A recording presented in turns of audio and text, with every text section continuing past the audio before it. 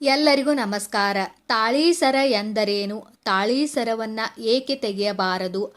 ಇದರ ಜೊತೆಗೆ ಯಾವೆಲ್ಲ ತಪ್ಪುಗಳನ್ನು ಮಾಡಬಾರದು? ಇದರ ಮಹತ್ವವೇನು ಎಂಬುದನ್ನು ಸಂಪೂರ್ಣ ಮಾಹಿತಿಯನ್ನು ಈ ವಿಡಿಯೋದಲ್ಲಿ ತಿಳಿದುಕೊಳ್ಳೋಣ. ಹಿಂದೂ ಸಂಪ್ರದಾಯದಲ್ಲಿ ಮದುವೆಯಾದಂತಹ ಪ್ರತಿ ಮಹಿಳೆಯರಿಗೆ ಮಾಂಗಲ್ಯ ಎನ್ನುವುದು ಬಹಳ ಅಮೂಲ್ಯವಾದ ಆಭರಣವಾಗಿರುತ್ತದೆ. ಶುಭ ಲಗ್ನ ಮುಹೂರ್ತದಲ್ಲಿ ಗುರು ಹಿರಿಯರ ಸಮ್ಮುಖದಲ್ಲಿ ಅವರ ಆಶೀರ್ವಾದ ಪಡೆದು ಪವಿತ್ರ ಅರಿಶಿನ ದಾರದಲ್ಲಿ ಕಟ್ಟಿರುವ ತಾಳಿಯನ್ನು ಗಂಡು ಹೆಣ್ಣಿಗೆ ಕಟ್ಟಿದರೆ ಹಿಂದೂ ಸಂಪ್ರದಾಯದಲ್ಲಿ ದಂಪತಿಗಳು ಎಂದು ಅರ್ಥ. ಮಂಗಳಸೂತ್ರ ಎಂದರೆ ಕರಿಮಣಿ, ಹವಳ, ತಾಳಿಯ ಜೋಡಣೆ. ಪತಿಯ ದೀರ್ಘಾಯುಷ್ಯಕ್ಕಾಗಿ ಪತ್ನಿ ಇದನ್ನು ಪ್ರತಿಕ್ಷಣ ಧರಿಸಬೇಕು. ಆದರೆ ಕಾಲ ಬದಲಾದಂತೆ ಮಂಗಳಸೂತ್ರದ ವಿನ್ಯಾಸಗಳು, ಧರಿಸುವ ಬಗೆಯೂ ಬದಲಾಗಿದೆ. ಆದರೆ ಮಾಂಗಲ್ಯಕ್ಕೆ ಇರುವ ದೈವಿಕ ಮಹತ್ವ ಮಾತ್ರ ಬದಲಾಗಿಲ್ಲ. ಇಂತಹ ಮಾಂಗಲ್ಯದ ವಿಷಯದಲ್ಲಿ ಸ್ತ್ರೀಯರು ತಪ್ಪುಗಳನ್ನು ಮಾಡುವುದರಿಂದ ಗಂಡ ಹೆಂಡತಿಯ ಮಧ್ಯೆ ಕಲಹಗಳು ಉಂಟಾಗುತ್ತದೆ, ಬಾಂಧವ್ಯ ಹಳಸುತ್ತದೆ. ತಾಳಿಯನ್ನು ಏಕೆ ತೆಗೆಯಬಾರದು ಗೊತ್ತಾ? ಮಂಗಳಸೂತ್ರ ಧರಿಸುವುದರಿಂದ ಗಂಡನ ಆಯುಷ್ಯ, ಆರೋಗ್ಯ, ಅಭಿವೃದ್ಧಿ, ಏಳಿಗೆ ಎಲ್ಲವನ್ನು ಪ್ರತಿನಿಧಿಸುತ್ತೆ. ಯಾವುದೇ ಕಾರಣಕ್ಕೂ ಮದುವೆಯಾದ ಮಹಿಳೆ ಇನ್ನೊಬ್ಬರ ಮಂಗಳಸೂತ್ರವನ್ನು ಕೇಳಿ ಧರಿಸಬಾರದು. ತಮ್ಮ ಮಂಗಳಸೂತ್ರವನ್ನು ಇನ್ನೊಬ್ಬರಿಗೆ ಕೊಡಬಾರದು. ಇದರಿಂದ ಗಂಡನ ಆಯುಷ್ಯು ಕಡಿಮೆಯಾಗುತ್ತದೆ. ಮಂಗಳಸೂತ್ರವನ್ನು ಹೊರಗಡೆ ಕಾಣುವಂತೆ ಧರಿಸಬಾರದು. ಬೆಳಿಗ್ಗೆ ಎದ್ದ ತಕ್ಷಣ ತಾಳೀಸರ ಬೆನ್ನಿಗೆ ಇದ್ದರೂ ಸರಿಪಡಿಸದೇ ಇರುವ ಹೆಂಗಸರು ಮನೆಗೆ ದರಿದ್ರ ತರುತ್ತಾರೆ. ಹೆಣ್ಣು ಮಕ್ಕಳು ಯಾವಾಗ ಬೇಕೋ ಆವಾಗ ಕತ್ತಿನಿಂದ ತಾಳಿಯನ್ನು ಬಿಚ್ಚಿಡುವ ತಪ್ಪನ್ನು ಮಾಡಬಾರದು. ಶುಕ್ರವಾರ ಮತ್ತು ಮಂಗಳವಾರ ತುಂಬ ವಿಶೇಷವಾದ ದಿನಗಳು. ಆ ದಿನಗಳಲ್ಲಿ ಮುತ್ತೈದೆಯರು ಮಾಂಗಲ್ಯವನ್ನು ಬಿಚ್ಚಿಡುವ ತಪ್ಪನ್ನು ಮಾಡಬಾರದು. ಸ್ನಾನ ಮಾಡುವಾಗ ತಾಳೀಸರ ಬಿಚ್ಚಿಟ್ಟು ಸ್ನಾನ ಮಾಡುವ ಹೆಂಗಸರೇ ಎಚ್ಚರ. ಹೊತ್ತೋ ಗೊತ್ತಿಲ್ಲದೆ ತಾಳೀಸರ ತೆಗೆಯಬೇಡಿ. ಮಂಗಳಸೂತ್ರದಲ್ಲಿರುವ ಕರಿಮಣಿ ಯಾವುದೇ ಕಾರಣಕ್ಕೂ ತೆಗೆಯಬಾರದು. ಈ ಕರಿಮಣಿಯು ದುಷ್ಟಶಕ್ತಿಯಿಂದ ಆ ಮಹಿಳೆಯನ್ನ, ಗಂಡನನ್ನ, ಕುಟುಂಬವನ್ನ ಕಾಪಾಡುತ್ತೆ.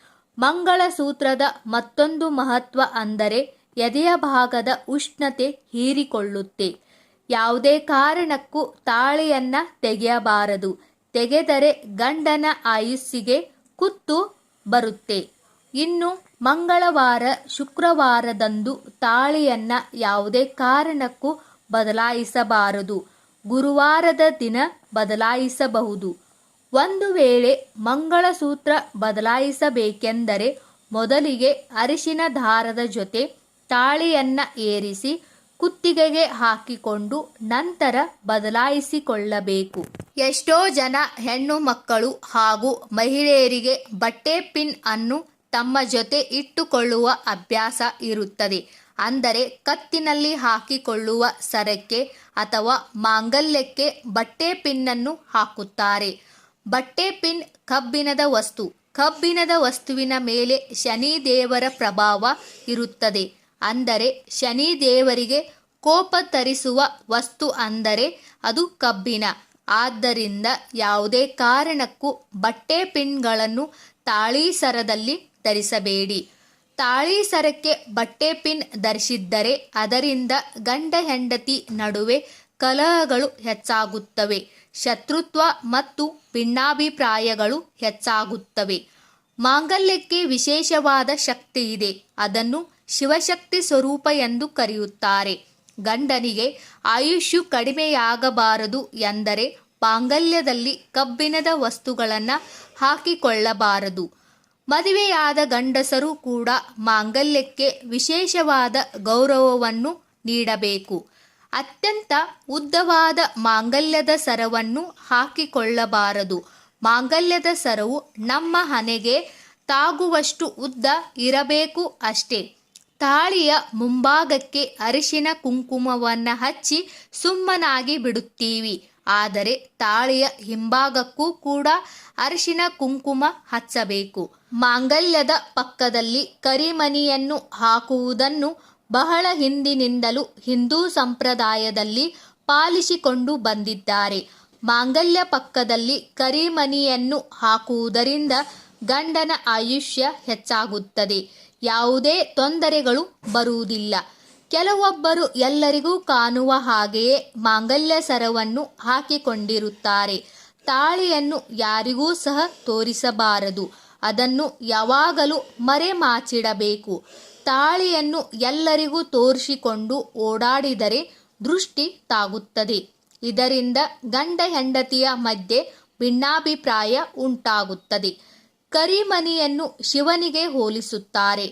ತಾಳಿಯನ್ನು ಕಟ್ಟುವ ಅರಿಶಿನದ ದಾರವನ್ನು ಪಾರ್ವತಿಗೆ ಹೋಲಿಸುತ್ತಾರೆ. ಇವೆರಡನ್ನು ಜೊತೆಯಾಗಿ ಹಾಕುವುದರಿಂದ ಶಿವ ಪಾರ್ವತಿ ಇಬ್ಬರ ಆಶೀರ್ವಾದ ಇರುತ್ತದೆ.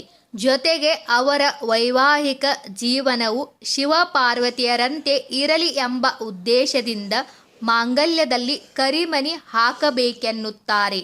ಕಪ್ಪು ಕರಿಮಣಿಗಳು ಶನಿಗ್ರಹದ ಸಂಕೇತವಾಗಿದೆ. ತಾಳಿಯಲ್ಲಿರುವ ಚಿನ್ನ ಗುರು ತತ್ವವನ್ನು ಹೊಂದಿದೆ. ಶನಿ ಮತ್ತು ಗುರುವಿನ ಪರಸ್ಪರ ಕ್ರಿಯೆಯು ಸಂತೋಷ ದಾಂಪತ್ಯ ಜೀವನವನ್ನು ಸೂಚಿಸುತ್ತದೆ. ಕೆಲವರು ತಾಳಿಯ ಪಕ್ಕದಲ್ಲಿ ಕರಿಮಣಿಯನ್ನು ಹಾಕಿಕೊಂಡರೆ ಕಷ್ಟಗಳು ಹೆಚ್ಚಾಗುತ್ತವೆ ಎಂದು ಹೇಳುತ್ತಾರೆ. ಆದರೆ ಸತ್ಯ ಏನೆಂದರೆ ತಾಳಿಯ ಪಕ್ಕದಲ್ಲಿ ಕರಿಮಣಿಯನ್ನು ಹಾಕಿಕೊಳ್ಳಲೇಬೇಕು. ಮಂಗಳಸೂತ್ರವನ್ನು ಧರಿಸುವುದರಿಂದ ರೋಗ ನಿರೋಧಕ ಶಕ್ತಿ ಹೆಚ್ಚಾಗುತ್ತದೆ. ದೇಹದಲ್ಲಿ ರಕ್ತದ ಹರಿವನ್ನು ನಿಯಂತ್ರಿಸುತ್ತದೆ. ರಕ್ತದೊತ್ತಡವನ್ನು ನಿಯಂತ್ರಿಸುತ್ತದೆ. ಮಹಿಳೆಯರ ದೇಹದ ಎದೆಯ ಭಾಗದಲ್ಲಿರುವ ಉಷ್ಣತೆಯನ್ನು ಹೀರಿಕೊಳ್ಳುತ್ತದೆ. ಈ ವಿಡಿಯೋದಲ್ಲಿರುವ ಸಂಪೂರ್ಣ ಮಾಹಿತಿಯು ನಿಮಗೆ ಇಷ್ಟವಾದರೆ ದಯವಿಟ್ಟು ನಮ್ಮ ಚಾನಲ್ ಸಬ್ಸ್ಕ್ರೈಬ್ ಮಾಡಿ, ವಿಡಿಯೋಗೆ ಲೈಕ್ ಮಾಡಿ, ವಿಡಿಯೋನ ಶೇರ್ ಮಾಡಿ. ಎಲ್ಲರಿಗೂ ಧನ್ಯವಾದಗಳು.